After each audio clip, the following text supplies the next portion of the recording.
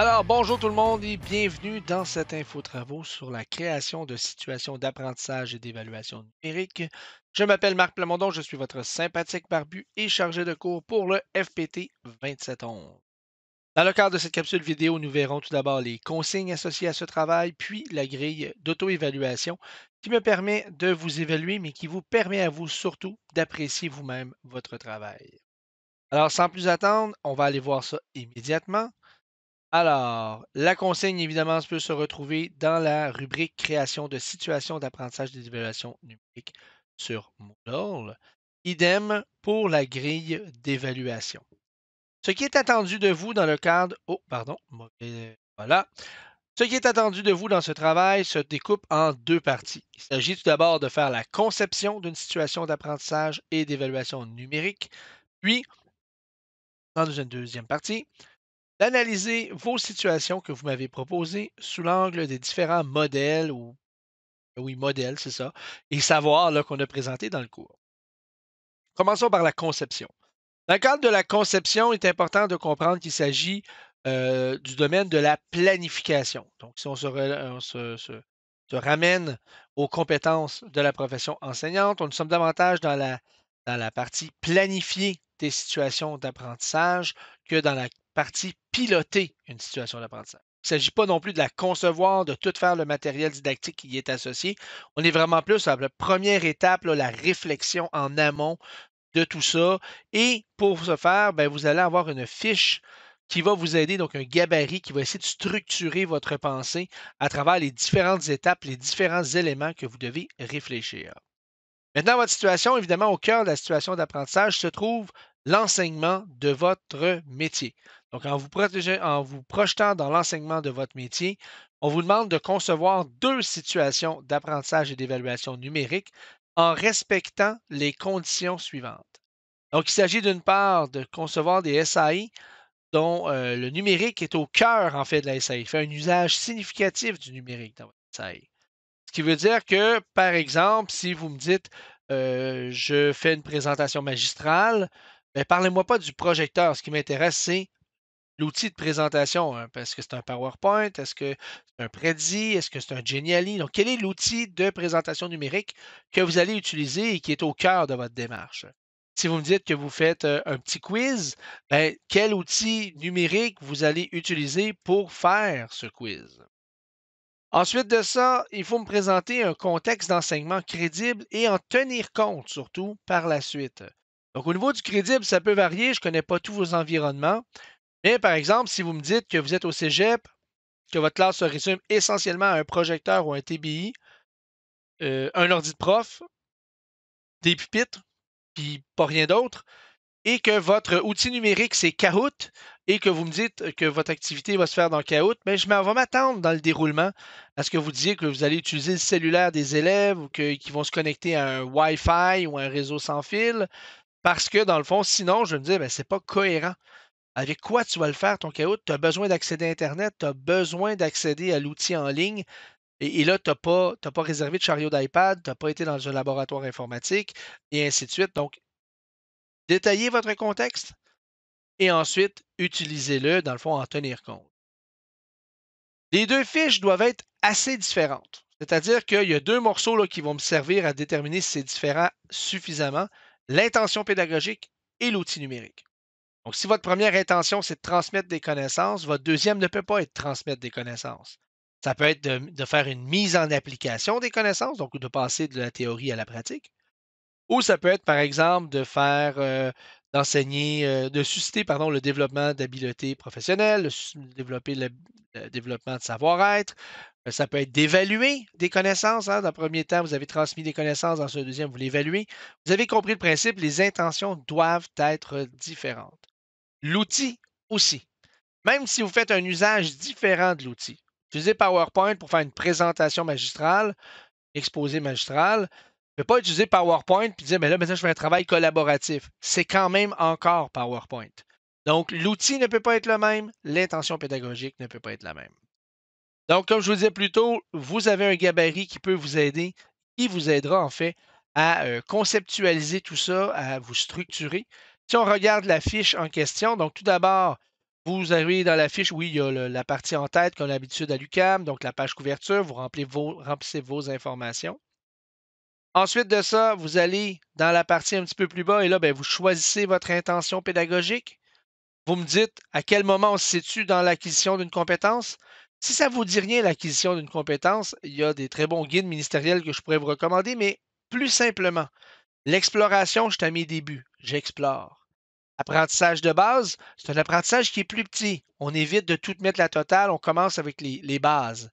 Intégration, entraînement, on est au cœur de la démarche. Là, je suis rendu à l'étape où cet objet de savoir-là, je devrais bien le maîtriser et là, je suis rendu à m'entraîner dans des situations qui sont répétées.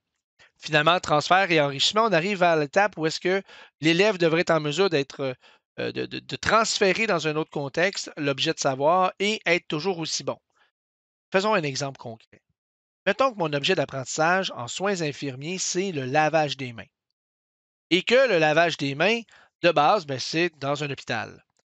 Mais par la suite, je pourrais dire, ben, mon transfert, c'est en CHSLD, par exemple. Est-ce que c'est différent? Peut-être que non.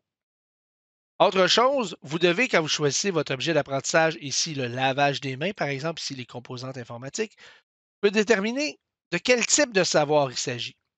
Donc, si je suis dans la catégorie des savoirs déclaratifs, je veux pas qu'ils se lavent les mains. Je veux qu'ils connaissent le lavage des mains. Cognitivement, ce n'est pas au même niveau. Maintenant, si ce que je veux faire apprendre, c'est la technique, qu'il le fasse se laver les mains, qu'il en lave un, puis deux, puis trois. Ben, là, c'est une procédure, c'est une démarche, c'est un savoir-faire. Et finalement, si je veux qu'il soit alerte, qu'il soit sensible à l'hygiène et à l'asepsie, qu'il soit prudent, ben, c'est une attitude, donc c'est d'adopter un comportement, un savoir-être. Et là, on serait dans la dernière catégorie. Il est exceptionnellement possible aussi qu'il n'y ait aucun savoir relié. Par exemple, mon objet d'apprentissage, c'est la dynamique du groupe où j'ai envie que les gens apprennent à se connaître entre eux. Puis mon intention, c'est de créer une dynamique de groupe. En bon québécois, je veux faire une activité brise-glace parce qu'on est au début, puis je veux qu'ils apprennent à se connaître. Parfait. À ce moment-là, évidemment, il n'y aura pas de savoir. On va cocher aucun dans ce cas-là. Et le thème, ça va quand même être ce que je souhaite. Donc, mon intention, créer une dynamique de groupe. Le thème, les relations entre les élèves. Si mon petit créer dynamique de groupe, c'est face à moi, le thème peut être la relation maître-élève. Donc, une situation où je vais essayer de créer des liens. Deux autres morceaux, méthode pédagogique et moyens didactiques. Méthode pédagogique, il est possible que vous n'avez pas fait encore de cours sur des méthodes pédagogiques ou que ça vous dit vaguement quelque chose. La méthode, c'est la recette de gâteau de la pédagogie. C'est en d'autres termes, les étapes que je vais prendre pour arriver à mes fins. Si vous êtes encore quand même mélangé, puis vous cherchez de ces fameuses recettes de gâteau, je vous invite à aller dans la section vidéos et ressources. Tout en bas, vous allez retrouver des extraits de guides qui contiennent des méthodes pédagogiques. Je vous présente le choix du chef, 20 formules pédagogiques, méthodes pédagogiques pour développer la compétence. Ce sont deux extraits de volumes qui contiennent des méthodes pédagogiques très intéressantes. Considérez également me contacter ou contacter notre auxiliaire de cours si vous êtes quand même un petit peu mélangé et que vous avez besoin d'aide à choisir la méthode. Revenons à la fiche. Donc, une fois que vous avez fait tout ça, évidemment, vous devrez choisir le moyen numérique qui va soutenir votre activité d'apprentissage. Ici, on a dit que c'était une recherche guidée. Probablement que dans la recherche, ils vont avoir à lire des trucs comme des fichiers PDF ou à aller sur Internet. Le fait que j'ai écrit ici PowerPoint et non pas des sites web et non pas Internet, ce que ça me dit, c'est que PowerPoint va être au cœur de mon activité. Alors que la recherche sur l'Internet aurait peut-être été trop en surface, ça n'aurait pas fait un usage significatif. On s'en va dans le contexte, donc le gros morceau qui est ici. Cochez ce que vous voulez là-dedans. Et je vous le dis tout de suite, programme d'études, ça, vous devriez le savoir, mais compétences, si vous n'enseignez pas, ça se peut que vous ne la connaissez pas et ce n'est pas grave si vous ne le présentez pas. Vous me mettez là-dedans tout ce que vous connaissez de votre contexte de réalisation. Est-ce que ça va se faire en classe, en atelier, en laboratoire? Est-ce que ça va être en équipe? Est-ce que c'est à partir d'un ordi, à partir d'un appareil mobile de l'élève, probablement? Est-ce que c'est à l'aide d'une plateforme d'apprentissage en ligne? J'aurais pu cocher d'autres choses, mettons, à partir de sites web, à partir et j'en passe. Il y a une section autres informations. Donc, si jamais il arrivait que des choses, d'autres éléments de contexte importants, ici, on parle de la personne va avoir des composantes physiques. Hein, vous êtes en cuisine, votre objet d'apprentissage, c'est distinguer certains ingrédients. Ben, c'est peut-être intéressant d'amener les ingrédients en classe. Ben, c'est des éléments de contexte ici. Dernière partie pour cette page, matériel requis. Il s'agit du matériel pour la réalisation de votre fiche. Pas pour la réalisation, pardon, de votre activité. Donc, est-ce que tu as besoin d'un ordi? Est-ce que tu as besoin d'accéder à Internet, d'accéder à certains logiciels, et ainsi de suite. On s'en va maintenant dans l'autre page où on va retrouver le déroulement. D'abord, vous avez la préparation. C'est ce que tu dois faire, ce que l'élève doit faire en préparation de l'activité. Au niveau de l'élève, souvent, ça va se résumer à faire des lectures, visionner des capsules vidéo, compléter un exercice, se créer un compte quelque part. Alors que pour l'enseignant, évidemment, ça sera de réserver les morceaux, réserver les chariots de laptop, concevoir l'activité, la publier en ligne sur le Moodle, par exemple. Il y aura peut-être également d'une période de test et d'expérimentation qui devra s'assurer que tout va bien. Ensuite, on s'en va à l'ouverture de l'activité. Donc, il s'agit du moment, notamment, où vous allez présenter les consignes. Peut-être que c'est le moment où les élèves vont se mettre en équipe. Ils vont ouvrir une session sur une plateforme.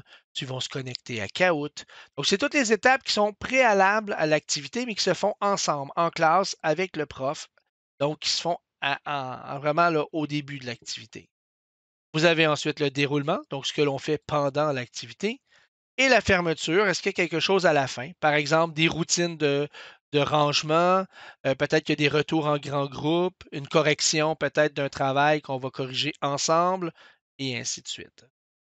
La partie sur les tags est, tant qu'à elle, facultative. Donc, c'est pour vous aider à catégoriser votre fiche de telle sorte que si vous en produisez plusieurs dans votre carrière, les tags vous permettront de les mettre dans une filière puis de les ordonner. Maintenant, ça m'amène à la deuxième partie du travail, l'analyse critique d'une situation d'enseignement et d'évaluation, d'apprentissage et d'évaluation. Si on regarde la deuxième partie de votre travail, il s'agit, dans le fond, de vous appuyer sur les apprentissages que vous avez faits en classe. On peut imaginer la SPID, le modèle TAM, le droit d'auteur, le droit à l'image, le modèle des contraintes de Plamondon et Ross, etc.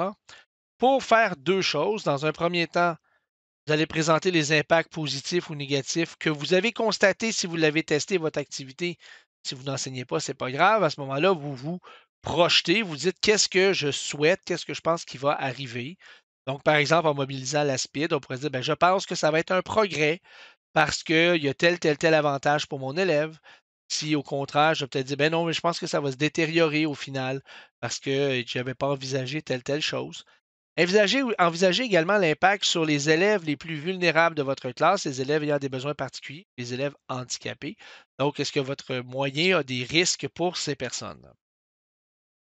Deuxième partie, vous allez mobiliser ce qu'on a appris pour les contraintes anticipées et vous allez proposer des pistes pour chaque contrainte que vous tomberiez. Peut-être qu'il y a des solutions que vous avez à me proposer. S'il n'y en a pas, il n'y en a pas. Mais s'il y a des solutions pour contrer une contrainte, ben, vous pouvez me la proposer. Donc, par exemple, en utilisant le modèle de Plamondon et Ross, vous pourriez me parler du temps d'expérimentation en me disant, ben, vous n'en avez pas dans les besoins, puis votre horaire de travail ne vous permet pas beaucoup d'expérimenter. Est-ce qu'une piste d'amélioration peut être de travailler à la maison, d'explorer à la maison? Est-ce que votre piste d'amélioration pourrait être, je vais demander à mon directeur un peu plus de temps? À vous de voir. Évitez de laisser ça relativement vide, les contraintes. Même, j'aimerais mieux que les contraintes, en fait, soient listées, mais vides, que complètement absentes. Parce que si vous ne me listez pas, encore une fois, par exemple, le temps d'expérimentation ou l'environnement technopédagogique, moi, ce que ça me dit, c'est pas tant que vous avez analysé et que vous n'en avez pas trouvé de contraintes, ça me donne plus l'impression que vous avez oublié cette contrainte. Donc, si on va voir la fiche, vous allez voir que dans le cas de la fiche, on a vraiment là chacune des contraintes du modèle Plamondon et Ross et une réflexion au niveau du modèle TAM. Donc, N'hésitez pas à garnir cette section-là. Si vous avez besoin de plus d'une page, ce n'est pas grave. Donc, chacune des contraintes sont bien présentées. Vous pouvez aller lire le contenu de tout ça. Ça va vous donner une idée de comment vous pourriez phraser, formuler l'analyse que vous allez avoir à faire. Parfait. Maintenant, je pense que vous savez ce que vous avez à faire. Vous avez à concevoir avec tout ce que ça implique et vous avez à analyser ce que vous avez conçu. Soit après une expérimentation, vous avez la chance d'enseigner à l'heure actuelle, c'est encore plus riche. Soit vous vous projetez dans l'enseignement de votre métier, puis vous posez des questions, quels sont les risques, quelles sont les conséquences, quels sont les contraintes. Pour vous aider, je vous ai mis une grille d'auto-évaluation. Première partie, je vais évaluer le nombre et la qualité des activités. Donc, est-ce que j'en ai deux? Est-ce qu'elles sont différentes? Est-ce qu'ils sont bien documentés? Est-ce que le déroulement il est clair, il est riche, il est bien documenté, je saisis bien les actions qui sont posées? Ou si au contraire, c'est très flou, ça ne me donne pas l'impression que tu connais ton moyen numérique. Et finalement, pour cette section, pertinence et cohérence. Donc, est-ce que c'est cohérent entre eux? Tu m'as dit que tu avais une classe qui n'avait pas d'ordi et tu ne m'expliques pas dans le déroulement que tu vas en réserver, mais ton moyen numérique a besoin d'ordi. Je vais faire oups, il manque de cohérence ici dans ce que tu as présenté. Deuxième partie, on va retrouver l'analyse critique. Donc, tout d'abord, la partie sur les impacts.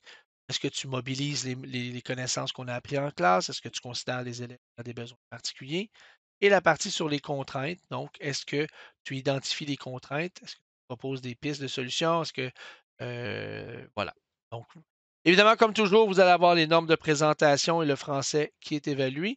Le tout est sur 60 points, pondéré dans le cours à 20 points. Donc, je crois que ça fait le tour. Donc, il me reste qu'à vous souhaiter un bon travail, une bonne continuité et à vous dire à bientôt.